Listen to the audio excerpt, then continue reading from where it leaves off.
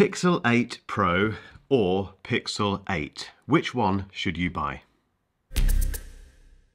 We now have the brand new Pixel 8 Pro and Pixel 8 from Google, and I'm guessing if you found this video, you just want to know which one you should buy. So with that in mind, there's no sponsor, there's no waffle hopefully, and I'm just going to cover the things that I think matter to you. So if I miss anything out, which is entirely possible, then trust me, people will let you know in the comments below. So let's just get straight into this.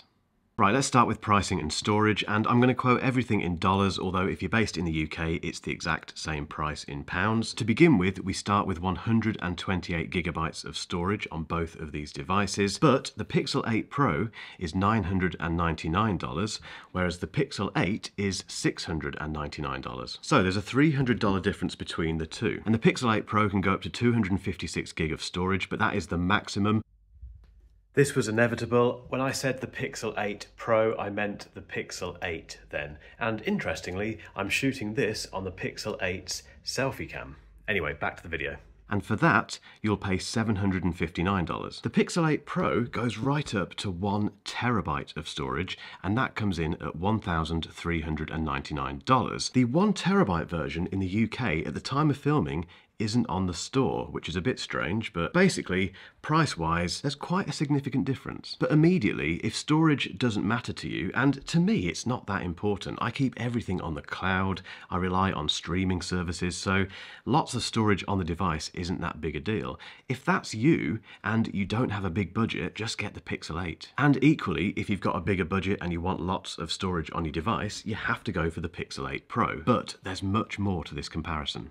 Next up, we have the chip and the performance, and, well, let's cut to the chase. They both perform identically. When it comes to just using Android 14 and playing games and working your way through your daily apps, they feel identical. And that's because they both use the Tensor G3 chip, so it's the same chip powering both of these phones. The only technical difference is that this has 8 gigabytes of RAM and this has 12. Will you notice that? Well, unless you're a power user, no. And one of the best things about buying a Pixel, particularly if you go for the lower end version, in inverted commas, is that you don't really suffer in terms of features. This Pixel 8 can do pretty much all of the very clever AI stuff that this one can do. So you get Call Assist, which is when it navigates through phone trees for you, so you don't have to press the buttons yourself. You get Call Screening, which is when it fends off nuisance callers. And Google tells us that the Tensor G3 chip has improved the number of spam calls that are rejected by up to 50%. Google Assistant is much more helpful as well, thanks to that G3 chip. So if you fumble your way through a request and you keep umming and erring, it waits for you. But one of the coolest AI features that you get on both of these phones is that when you've got a web page open,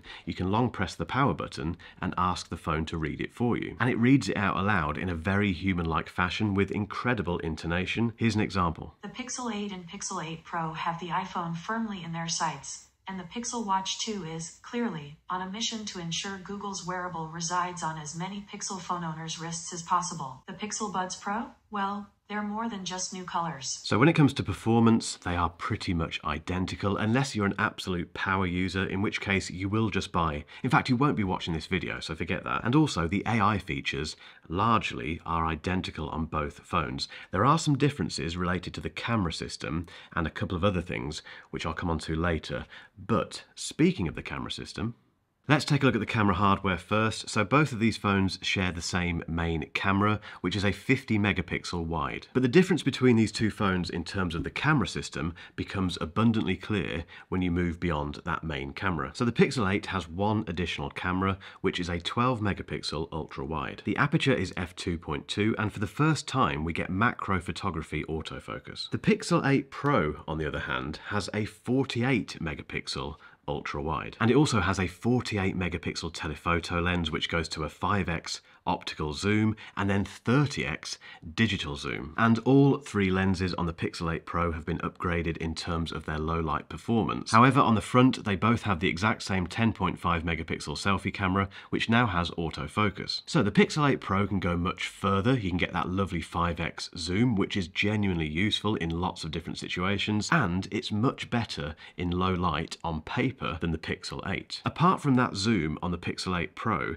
they both produce very very similar images. In fact, I challenge you to spot any differences in these photos that I'm showing you now. Let me know in the comments if you do. They both have that lovely pixel look, which I am a massive fan of. The only time you can spot some differences is during low light photography, but even then you have to A/B test them. And regardless, the Pixel 8 is still very capable of taking some lovely low light photos. I know this is very subjective, but for me this is the best camera system on the market for smartphones. Now, the only other thing that you get with the Pixel 8 Pro is Pro controls, so you can switch on something on this which then allows you to change the shutter speed, the ISO, the manual focus, and you can shoot in 50 megapixel raw images. So if you want to do that, you have to get this phone. If you want the extra 5x reach, which is very useful, and you think that justifies the extra $300, then again, the Pixel 8 Pro is for you. Going back to AI, and this is again where we get some interesting similarities and differences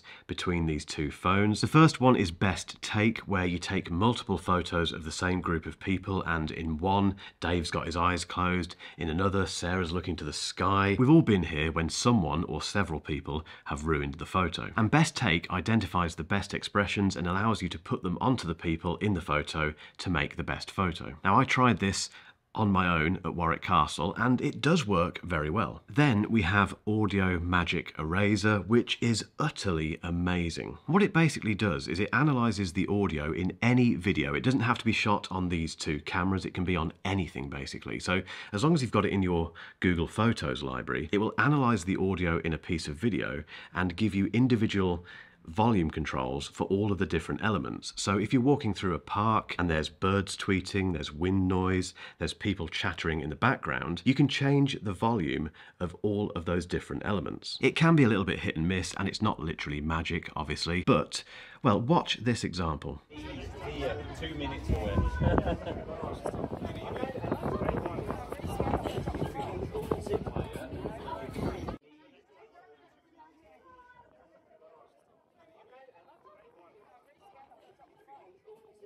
I think that's pretty impressive, and also with this G3 Tensor chip update, we get better Magic Eraser, which is when you can take people and objects out of photos. That does work better with this chip, and also the Magic Editor, when you can move things around and move people around in photos. Again, that comes to both of these phones. So once again, whether you spend $699 or $999, you get those amazing camera AI features. The only difference is that later this year, the Pixel 8 Pro is getting two very interesting video features. The first one is called Video Boost, which takes videos shot on this phone and passes them through Google's data centers to do some very clever HDR processing, and then places them back into the Google Photos library to make them apparently look absolutely incredible. It's also getting night sight video, which promises to make low light video shot on this phone much, much better. But Google is going much further with this AI stuff, particularly on the Pixel 8 Pro, because this has more on-device AI capabilities than the Pixel 8. But there's still some very big differences between these two phones. The first one is the design. The Pixel 8 Pro has a polished aluminium frame, so the band that goes around the phone and also the camera housing is shiny. Whereas on the Pixel 8 Pro, it is matte. It's still aluminium, it's just not quite as shiny as the Pixel 8 Pro. And then on the rear of the device, the Pixel 8 Pro is more matte feeling, whereas the Pixel 8 is much more glossy and just a bit more glass feeling. And when it comes to colours, there's no competition whatsoever. This is the Pixel 8 Pro in bay blue, and I think it is utterly beautiful. This is the hazel version of the Pixel 8, which is quite nice, but it's not that.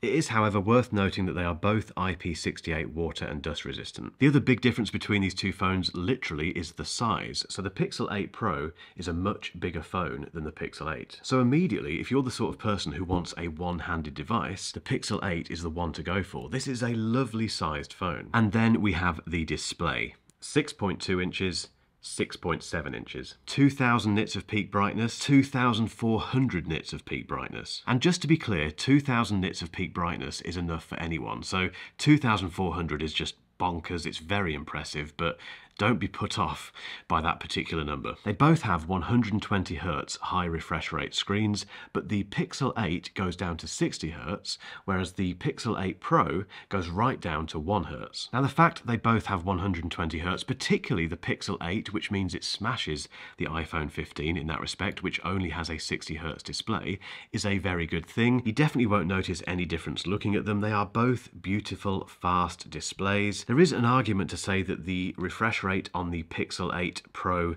will have a better impact on the battery and give you more battery life, but actually when you look at the battery stats, they're identical. Google says they both go beyond 24 hours and they both have that 72-hour extreme battery saver mode. And sticking with the similarities, they both have under-display fingerprint readers and facial recognition. So, what is my conclusion? The choice between the Pixel 8 and the Pixel 8 Pro comes down to three things. The first thing is the budget. If you don't want to spend $999 on a phone, get the Pixel 8. The next one is the camera system. If you want the absolute best camera system on the market, in my opinion, with the best reach in terms of focal lengths and those very smart AI features that are coming later this year, get the Pixel 8 Pro. If you're not fussed about that stuff and you just want a very solid smartphone camera system that has that beautiful pixel look, just get the Pixel 8. The third thing is the size. If you don't like the thought of a big phone like this, get the Pixel 8. But if this is too small and you want a massive, incredibly bright display, get the Pixel 8 Pro. Everything else, guys, is pretty much identical. They're very fast devices, they've got fantastic battery life, they get all of those amazing AI features which are genuinely useful, they get 7 years of updates, and they've got the best version of Android on the market. What more do you want? This is another barnstorming year for the Pixel series. But I'd love to know which one you're going for. Is it going to be the Pixel 8 or the Pixel 8 Pro? Let me know down below. And if you're really interested in the Pixel 8 Pro, keep watching for my full review.